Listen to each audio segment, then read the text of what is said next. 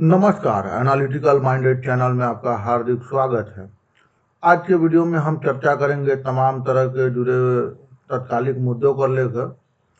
जैसा कि हम सभी लोग जानते हैं कि देश में बहुत सारी घटनाएं अभी हो रही हैं और हाल फिलहाल में विपक्ष ने सरकार को लेकर एक बहुत गंभीर आरोप लगाया है कि सरकार ने इलेक्शन कमीशन ऑफ इंडिया के चीफ की नियुक्ति में कुछ सुप्रीम कोर्ट का जो पेंडिंग मामला जो उनकी नियुक्ति से जुड़ा हुआ था, उसको लेकर विपक्ष ने आरोप लगाया है कि सरकार इतनी जल्दीबाजी क्यों कर रही है। तमाम चीज़ों पर चर्चा करेंगे और फिर ये भी समझेंगे कि इलेक्शन कमीशन ऑफ इंडिया जो है वो क्या है, ठीक है, ईसीआई क्या है, कब बना, कैसे बना, अभी हाल फिलहाल का जो विपक्ष का आरोप है वो किस आधार पर, किस मापदंड पे क्या है, इन तमाम चीज़ों को समझेंगे।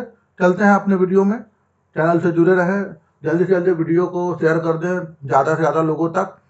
ये वीडियो आपको जानकारी, आपके कॉम्पिटिटिव एग्जाम या तमाम चीज़ों में आपको सहयोग करेगा और आपके जनरल अवेयरनेस को और इम्प्रूव करेगा।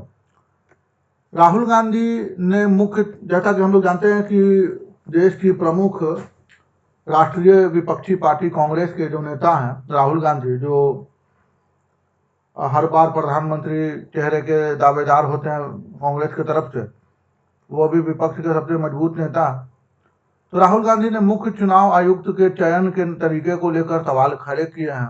आइए जानते हैं कि भारत में मुख्य चुनाव आयुक्त का चयन कैसे होता है, इसके लिए क्या कानून है। भारत के मुख्य चुनाव आयुक्त की नियुक्ति को लेकर बवाल मचा हुआ है। दरअसल वर्तमान में मुख्य चुनाव आयोग राजीव कुमार 18 फरवरी को सेवानिवृत्त हो रहे हैं। मतलब जो आने वाला 18 फरवरी वहां पर सेवानिवृत्त हो चुके हैं और इससे पहले सीईसी की नियुक्ति होनी है। अब मुख्य चुनाव आयुक्त की नियुक्ति को लेकर सोमवार को प्रधानमंत्री नरेंद्र मोदी की अध्यक्षता में एक बैठक भी हुई, जिसमें लोकसभा में विपक्ष के नेता राहुल गांधी, केंद्रीय गृह मंत्री अमित शाह शामिल हुए। ये अभी तक की जानकारी है, आगे के मामले को समझते हैं।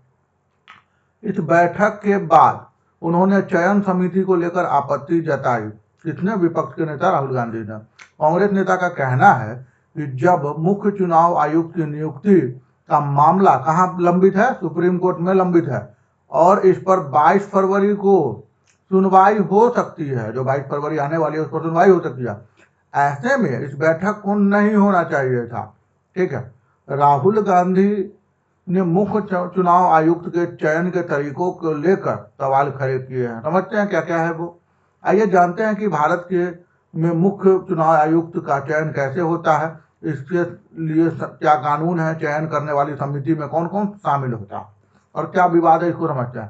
ठीक है, पहले इस तरह से होती थी नियुक्ति, पहले जो थी वो इस तरह से नियुक्ति होती थी। भारत में मुख्य चुनाव आयोग की नियुक्ति परंपरागत रूप से भारत के राष्ट्रपति द्वारा प्रधानमंत्री की सलाह पर की जाती थी, ठीक है, की जाती थी। नए कानून से पहले प्रधानमंत्री, लोकसभा में विपक्ष के नेता और चीफ जस्टिस की समिति मिलकर मुख्य चुनाव आयोग का नाम तय किया करते थे। देखिए बात यहाँ पर ये हो गया है कि पहले के नियुक्ति के समय प्रधानमंत्री, विपक्ष का नेता और जो आपके चीफ जस्टिस होते हैं सुप्रीम कोर्ट के, वो भी होते थे तय करने में। जो हाल फिलहाल में ऐसा नहीं है, चीफ जस्टिस को बाहर कर दिया गया है, ठीक है। इस वजह से इतना बवाल खड़ा है, जिसके बाद इसे राष्ट्रपति के पास अनुमोदन के लिए भेजा जाता था। हालांकि 2023 में इन नियमों में बदलाव किया गया, जिसके बाद नियुक्ति की प्रक्रिया बदल गई और इसके तहत चीफ जस्टिस को मुख्य चुनाव आयुक्त की चयन प्रक्रिया से बाहर कर दिया गया। ये बात जो है जहां पे गौर करने वाली है कि जो चीफ जस्टिस ऑफ इंडिया है उनको चुनाव आयुक्त की चयन प्रक्रिया से बाहर कर दिया गया। सारा पेचीदा मामला यहीं से शुरू हुआ है विपक्ष का, क्योंकि सोचने वाली बात है कि एक तो पीएम होंगे, दूसरा अपोजिशन का लीडर, ठीक है, और पीएम के द्वारा ही नियुक्त किया हुआ कोई उनका कैबिनेट मिनिस्टर। अब एक बात बताइए, ये दो तो मिलके ऑलरेडी डिसाइड कर लेंगे क्या इस चेयरमैन, ठीक है, इलेक्शन कमीशन ऑफ इंडिया के जो आयोग प्रमुख होंगे उनको क्या करेंगे, ये नियुक्त कर लेंगे। तो इसका काम तो कुछ नहीं रह गया, ये अकेला कर ही क्या पड़ेगा, इसके वोट का तो कोई मतलब नहीं रह जाएगा, इसके डिसीजन का, इसके थॉट प्रोसेस का भी कोई मतलब नहीं रह जाएगा।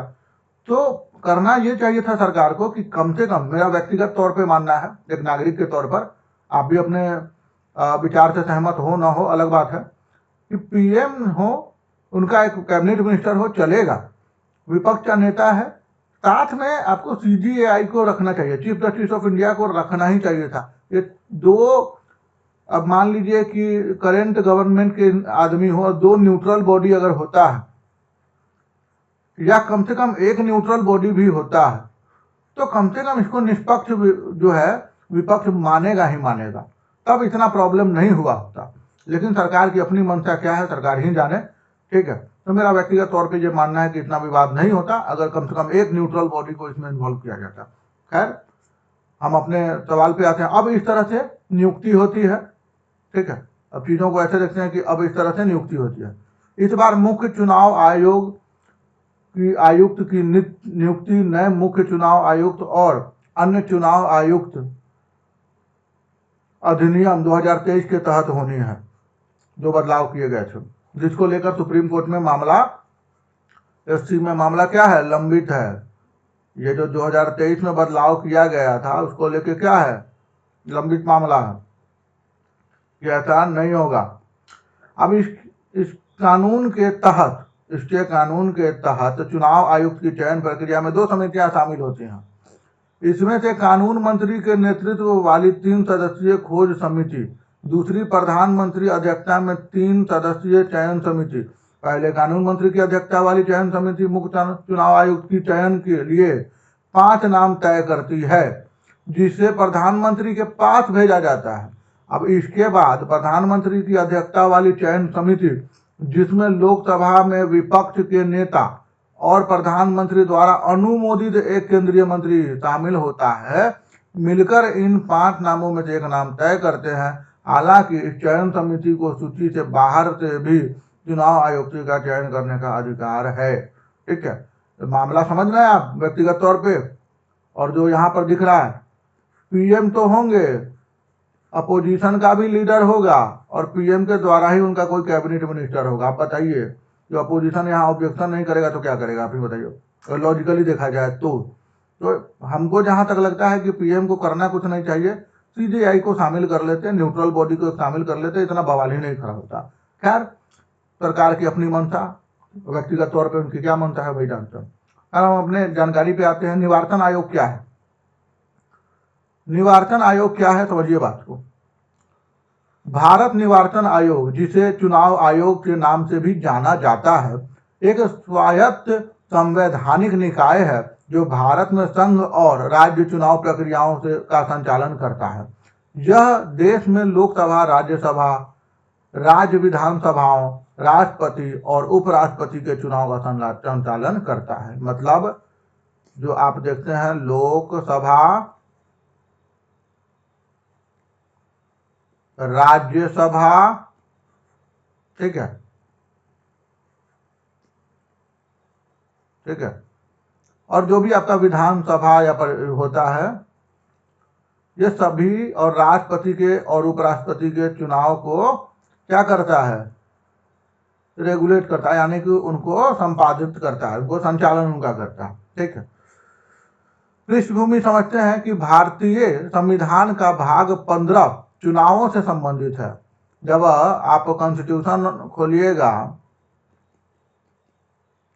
ठीक है, और जब आप उसमें अपने अनुच्छेदों पर जाइएगा तो जो भाग है पार्ट 15, ठीक है, पार्ट 15 जो है आपका, वो क्या है, इलेक्शन से संबंधित है। किससे संबंधित है? इलेक्शन से, ठीक है, जिसमें चुनाव के संचालन के लिए एक आयोग की स्थापना की बात की गई है, ठीक है। चुनाव आयोग की स्थापना 25 जनवरी 1950 को संविधान के अनुसार की गई थी। संविधान के अनुच्छेद 324 से 329 तक, मतलब कि 325, 326, 327, 324, 325, 326, 327 और 328 और 329, ये तमाम जो है यहाँ तक अनुच्छेद तक जो है चुनाव आयोग और सदस्यों की शक्तियां, कार्य, कार्यकाल, पात्रता आदि से संबंधित जानकारी इसमें दी गई है। ठीक है, आगे चलते हैं और इसको समझते हैं। संविधान में चुनाव से संबंधित अनुच्छेद 324 को समझते हैं। चुनाव आयोग में चुनावों के लिए निहित दायित्व क्या है? अधीक्षण, निर्देशन और नियंत्रण। किस अनुच्छेद के तहत? 324 के तहत। 325 के तहत क्या है? धर्म, जाति या लिंग के आधार पर किसी भी व्यक्ति विशेष को मतदाता सूची में शामिल न करने और इनके आधार पर मतदान के लिए अयोग्य नहीं ठहराने का प्रावधान दिया हुआ है। ठीक है। 326 में लोकसभा एवं प्रत्येक राज्य की विधानसभा के लिए निर्वाचन वयस्क मताधिकार के आधार पर होगा। ठीक है। 327 के अनुसार विधायिका द्वारा चुनाव के संबंध में संसद में कानून बनाने की शक्ति। 328 में क्या है उसको देखते हैं। किसी राज्य के विधानमंडल को इसके चुनाव के लिए कानून बनाने की शक्ति है। 329 अनुच्छेद में क्या है? चुनावी मामलों में अदालतों द्वारा हस्तक्षेप करने के लिए एक बार। ठीक है, तो ये हो गया अभी आर्टिकल्स के बेसिस पर। ठीक है, जो अनुच्छेद है उसके बेसिस पर। निर्वाचन आयोग की संरचना। निर्वाचन आयोग के मूलतः केवल एक चुनाव आयुक्त का प्रावधान था, लेकिन राष्ट्रपति की एक अधिसूचना के जरिए 16 अक्टूबर 1989 को इस 3 सदस्यीय बना दिया गया। इसके बाद कुछ समय के लिए इसे एक सदस्यीय आयोग बना दिया गया। 1 अक्टूबर 1993 को इसका 3 सदस्यीय आयोग वाला स्वरूप फिर से बहाल कर दिया गया। तब से निर्वाचन आयोग में एक मुख्य चुनाव आयुक्त और 2 चुनाव आयुक्त होते हैं। ठीक है, एक चीफ होते हैं मुख्य और एक नॉर्मल आयुक्त होते हैं, 2 नॉर्मल आयुक्त होते हैं। ठीक है, मतलब 3 का फॉर्मूला है, जिसमें एक सुप्रीम होता है और बाकी उसका जो होता है 2 बॉडी होता है, मतलब 2। ठीक है। निर्वाचन आयोग का सचिवालय नई दिल्ली में स्थित है। न्यू दिल्ली में क्या है? स्थित है। ठीक है, जो भारत की राजधानी है। मुख्य निर्वाचन अधिकारी IAS रैंक का अधिकारी होता है, जिसकी नियुक्ति राष्ट्रपति द्वारा की जाती है तथा चुनाव आयुक्तों की नियुक्ति भी राष्ट्रपति ही करता है। ठीक है, क्योंकि प्रधानमंत्री सिलेक्ट करके राष्ट्रपति के पास अनुमोदन के लिए भेजेंगे। अब राष्ट्रपति को डिसाइड करना है इसको ग्रांट करना है या नहीं करना। इनका कार्यकाल 6 वर्ष या 65 वर्ष की आयु दोनों में से जो भी पहले हो तक होता है। इन्हें भारत के सर्वोच्च न्यायालय के न्यायाधीशों के समकक्ष का दर्जा प्राप्त होता है और समान वेतन एवं भत्ते मिलते हैं। मुख्य चुनाव आयुक्त को संसद द्वारा सर्वोच्च न्यायालय के न्यायाधीश को हटाने की प्रक्रिया के समान ही पद से हटाया जा सकता है। मतलब कहने का मतलब है कि जो CGI का प्रोटोकॉल है वही प्रोटोकॉल हो जाता है इलेक्शन कमीशन के चीफ का। ठीक है, उनका भी यही हो जाता है। ठीक है, हटाने की प्रक्रिया को समझते हैं। उच्च न्यायालय और उच्चतम न्यायालय के न्यायाधीशों मुख्य चुनाव आयोग के आयुक्त, नियंत्रक एवं महालेखा परीक्षक को दुर्व्यवहार या पद के दुरुपयोग का आरोप सिद्ध होने पर या अक्षमता के आधार पर संसद द्वारा अपनाए गए प्रस्तावों के माध्यम से ही पद से हटाया जा सकता है। निष्कासन के लिए 2/3 सदस्यों के विशेष बहुमत की आवश्यकता होती है और इसके लिए सदन में कुल सदस्यों का 50% मतलब 50% से अधिक मतदान होना चाहिए। अगर इनके महाभियोग उसको कह सकते हैं, तो महाभियोग लाके अगर 50% से अधिक जो सदस्य हैं संसद के, अगर उनके खिलाफ, उनके विरुद्ध अगर वोटिंग कर देते हैं कि उनको हटाया जाना चाहिए, तो ये प्रक्रिया वहां पर पारित हो जाएगी और उनको हटाया जा सकता है। उपरोक्त पदों में से किसी को हटाने के लिए संविधान में महाभियोग शब्द का उपयोग नहीं किया गया है। ठीक है, नहीं किया गया, लेकिन एक तरह से हम मान के चल सकते हैं कि इसी तरह की प्रक्रिया होती है। ठीक है, हम डायरेक्टली नहीं कह सकते हैं क्योंकि महाभियोग का शब्द केवल राष्ट्रपति को हटाने के लिए किया जाता है, इस बात को भी आपको जानकारी रखना पड़ेगा। लेकिन जैसे महाभियोग का प्रोटोकॉल है, जो तरीका है, वही तरीका यहाँ पर अपनाया जाता है। लेकिन इन तमाम पद के लिए इसका यूज नहीं किया गया है संविधान में, इस बात का भी ध्यान रखेंगे। ये सिर्फ और सिर्फ राष्ट्रपति के लिए ही किया गया है, ठीक है। जिसके लिए संसद के दोनों सदनों में उपस्थित सदस्यों की कुल संख्या के 2/3 सदस्यों का विशेष बहुमत आवश्यकता होती है, और यह प्रक्रिया किसी अन्य मामलों में नहीं अपनाई जाती है, इस बात का ध्यान रखिएगा। तरीका महाभियोग वाला ही है, लेकिन सिर्फ राष्ट्रपति के लिए ही ये मान्य है इस शब्द का उपयोग करना, ठीक है। निर्वाचन आयोग के कार्य।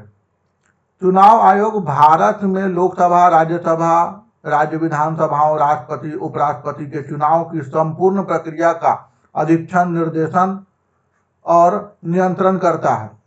इसका सबसे महत्वपूर्ण कार्य आम चुनाव या उपचुनाव कराने के लिए समय समय पर चुनाव कार्यक्रम तय करना है। यह निर्वाचक नाम वाली यानी कि वोटर लिस्ट, जिसमें नाम ऐड होता है, नए वोटर का तैयार करता है या पुराने वोटर का, तथा मतदाता पहचान पत्र EPIC नंबर जो आपको मिलता होगा आपके वोटर ID कार्ड पर, वो जारी करता है, ठीक है।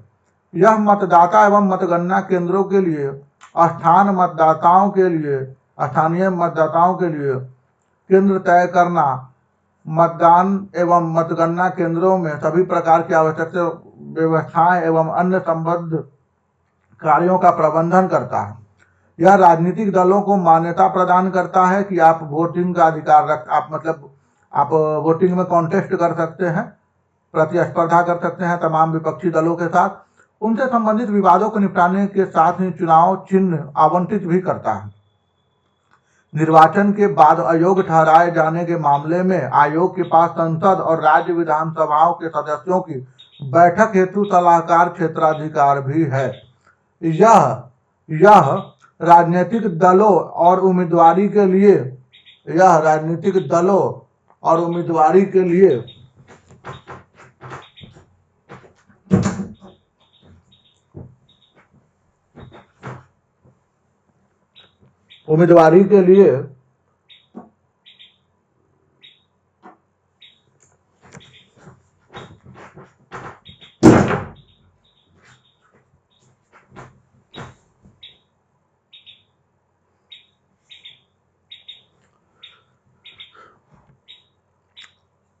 आदर्श आचार संहिता जारी करता है, ताकि कोई अनुचित कार्य न करे या सत्ता में मौजूद लोगों द्वारा शक्तियों का दुरुपयोग न किया जाए।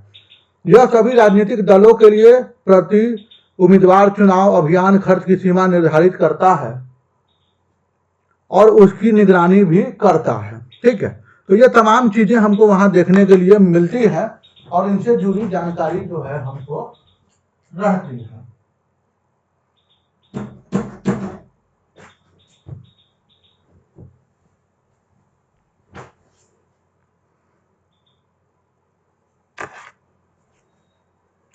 फिर आगे चलते हैं, चीजों को देखते हैं बारीकी से कि क्या है इसका मतलब। भारत निर्वाचन आयोग, इलेक्शन कमीशन ऑफ इंडिया का महत्व क्या है?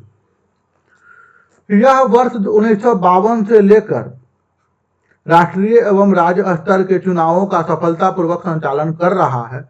मतदान में लोगों की अधिक भागीदारी सुनिश्चित करने के लिए सक्रिय भूमिका निभाता है। राजनीतिक दलों को अनुशासित करने का भी यह कार्य करता है। संविधान में निहित मूल्यों को मानता है, अर्थात चुनाव में समानता, निष्पक्षता, स्वतंत्रता स्थापित करता है। विश्वसनीयता, निष्पक्षता, पारदर्शिता, अखंडता, जवाबदेही, स्वायत्तता और कुशलता के उच्चतम स्तर के साथ चुनाव आयोजित संचालित करता है। मतदाता केंद्रित एवं मतदाता अनुकूल वातावरण की चुनावी प्रक्रिया में सभी पात्र नागरिकों की भागीदारी सुनिश्चित करता है। चुनावी प्रक्रिया में राजनीतिक दलों और सभी हितधारकों के साथ संलग्न रहता है और हितधारकों, मतदाताओं, राजनीतिक दलों, चुनाव के जो अधिकारी होते हैं, उम्मीदवारों के बीच चुनावी प्रक्रिया और चुनावी शासन के बारे में जागरूकता पैदा करता है तथा देश की चुनाव प्रणाली के प्रति लोगों का विश्वास बढ़ाने और उसे मजबूती प्रदान करने का भी कार्य करता है। ये तमाम चीजें इन्वॉल्व होती है। अब देखिए, चुनावी सुधारों पर निर्वाचन आयोग की सिफारिशें। वर्ष 2020 में election commission of India ECI के अधिकारियों और राज्य के मुख्य चुनाव अधिकारियों सहित 9 कार्य समूहों ने चुनावी सुधारों पर अपनी मसौदा सिफारिशें प्रस्तुत की। सिफारिशें में शामिल हैं जैसे नए मतदाताओं के पंजीकरण, पते में परिवर्तन सहित विभिन्न मतदाता सेवाओं के लिए प्रपत्रों को एक ही प्रपत्र से प्रतिस्थापित करना। कई संख्या में फॉर्म भ्रम पैदा करते हैं और प्रक्रियाओं में दक्षता को प्रभावित करते हैं। 17 वर्ष की आयु में सभी संभावित मतदाताओं के लिए स्कूल या कॉलेज स्तर पर ऑनलाइन पंजीकरण की सुविधा शुरू करना, ताकि 18 वर्ष की आयु में पात्र होते ही उन्हें मतदाता सूची में नामांकित किया जा सके। ईसीआई ने मतदाता के रूप में नामांकन के लिए 1 वर्ष में 4 कट ऑफ तिथियां भी शामिल की सिफारिश की है। ठीक है। मतदाताओं की सुविधा के लिए मतदाता पहचान पत्र ईपीआईसी का इलेक्ट्रॉनिक संस्करण उपलब्ध कराने के भी प्रस्ताव किया गया है। विभिन्न मतदाता विधियों की संभावना एवं व्यवहार्यता की तलाश करने की भी सिफारिश की गई है। आईआईटी मद्रास ईसीआई के लिए आधार संबद्ध रिमोट वोटिंग सिस्टम के लिए एक प्रोटोटाइप पर काम कर रहा है। मतलब आप कहीं से भी उसको वोटिंग कर सकते हैं। इसका हम अलग से वीडियो में जिक्र करेंगे। ठीक है। राजनीतिक दलों के लिए की गई सिफारिशों में उम्मीदवारों की ऑनलाइन नामांकन और पार्टियों द्वारा अनुमत खर्च की एक सीमा तय करना शामिल था। वर्तमान में व्यक्तिगत उम्मीदवारों को चुनाव प्रचार पर सीमित खर्च की अनुमति है। एक अन्य सिफारिश सोशल मीडिया और प्रिंट मीडिया पर मतदान से पहले 48 घंटे की मौन अवधि, साइलेंस पीरियड लगाना, जिसको हम बोलते हैं आचार संहिता लागू हो गया तो वो मौन अवधि होती है। मतलब शांति से लगे रहे लोग, कोई शोरगुल, कोई प्रचार नहीं होगा। सीधा 48 घंटे के बाद आप वोटिंग करने जाएंगे, मतदान देने जाएंगे।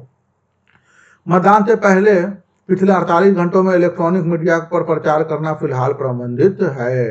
ठीक है। चुनाव कानून संशोधन। ठीक है।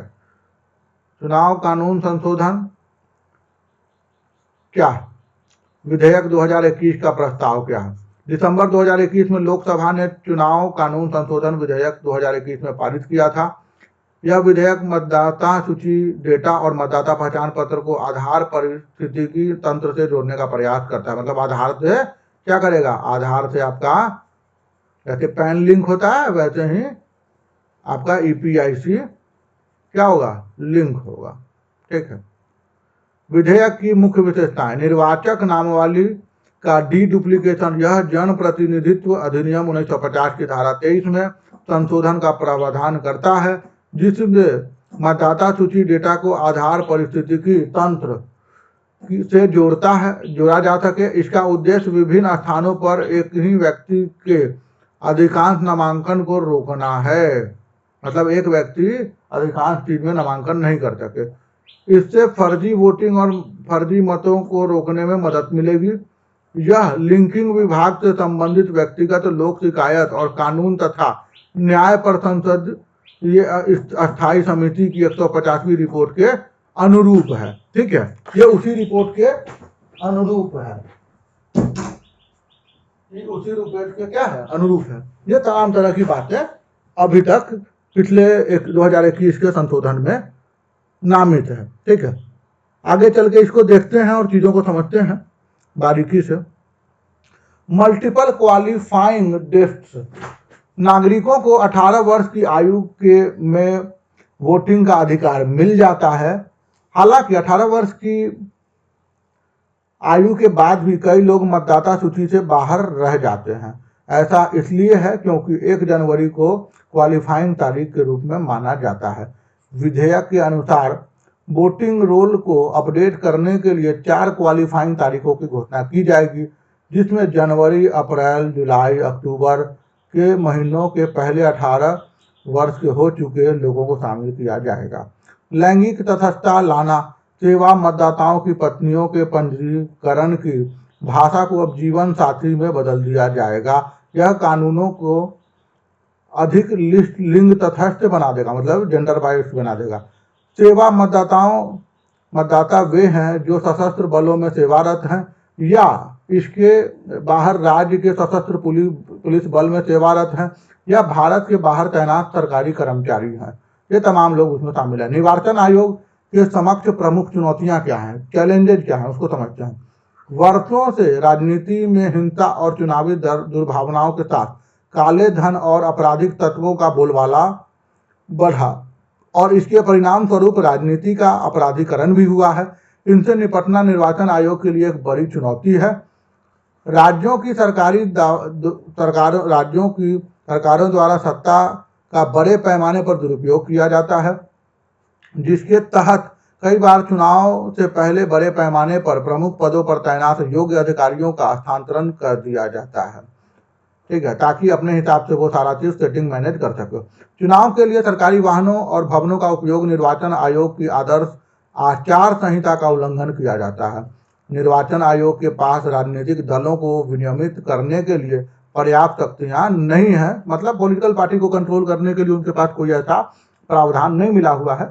किसी राजनीतिक दल के आंतरिक लोकतंत्र और पार्टी के वित्तीय विनियमन को सुनिश्चित करने के लिए भी कोई शक्ति निर्वाचन आयोग के पास नहीं है। हालांकि हालिया वर्षों में निर्वाचन आयोग की निष्पक्षता पर भी सवाल खड़े होने लगे हैं और यह धारणा जोर पकड़ने लगी है कि चुनाव आयोग कार्यपालिका के दबाव में काम करता है, मतलब लेजिस्लेचर के दबाव में काम करता है। जैसा हम सुनते हैं ना, जुडिशियरी हो गई, लेजिस्लेचर हो गया, ठीक है, एक्सिक्यूशन हो गया, तो एक्सिक्यूशन के दबाव में काम करने लगता है। विधायिका के बाद कार्यपालिका आता है, एक्सिक्यूशन हो गया, उसके दबाव में काम करने लगता है। तो ऐसा धारणा बन गया है। मुख्य चुनाव आयुक्त और अन्य 2 आयुक्तों के चुनाव में प्रमुख संस्थागत कमियों में एक है कम पारदर्शिता का होना, क्योंकि इनका चयन मौजूदा सरकार की पसंद पर आधारित होता है। इसलिए थोड़ा ट्रांसपेरेंसी का सवाल यहाँ पर विपक्ष भी उठा सकता है।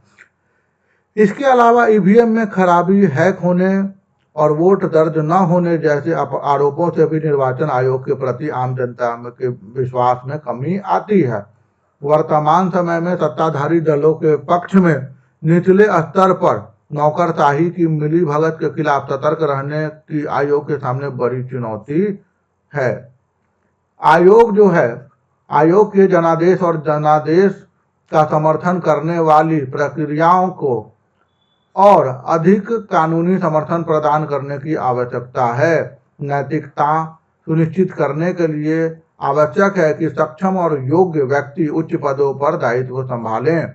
निर्वाचन आयोग की निष्पक्षता सुनिश्चित करने के लिए द्वितीय प्रशासनिक सुधार आयोग की रिपोर्ट में सिफारिश की गई थी कि लोकसभा अध्यक्ष, लोकसभा में विपक्ष के नेता, कानून मंत्री और राज्यसभा में उपाध्यक्ष के साथ प्रधानमंत्री की अध्यक्षता में बना कॉलेजियम मुख्य चुनाव आयुक्त और चुनाव आयुक्तों की नियुक्ति के लिए राष्ट्रपति के समक्ष नाम प्रस्तावित करे। ठीक है, क्या करे? नाम प्रस्तावित करे। किसके पास? प्रेसिडेंट के पास। किसके पास? प्रेसिडेंट के पास। ठीक है, तो यहां तक था आपका इलेक्शन कमीशन ऑफ इंडिया से जुड़ा तमाम जानकारी, जो अभी तक क्या उनके प्रावधान है, कैसे काम करता है, कब बना था, कैसे बना था, उसके क्या अधिकार हैं, कैसे उनका प्रोसेस है, कैसे काम करता है, क्या क्या चुनौतियां हैं उनके सामने, ठीक है, क्या क्या बदलाव किए गए हैं, तमाम चीजों पर हमने चर्चा किया। साथ में ये भी चर्चा किया कि कैसे हाल फिलहाल में ये मुद्दा गर्म हो चुका है कि कैसे सरकार के तरफ एक पक्षीय ये मामला जा रहा है। ठीक है, तो उम्मीद करते हैं कि आपको वीडियो बहुत अच्छा लगा होगा। वीडियो को ज़्यादा से ज़्यादा शेयर करें, लोगों तक पहुंचाएं, अपना विचार साझा करें कमेंट सेक्शन में और अपना समर्थन दें।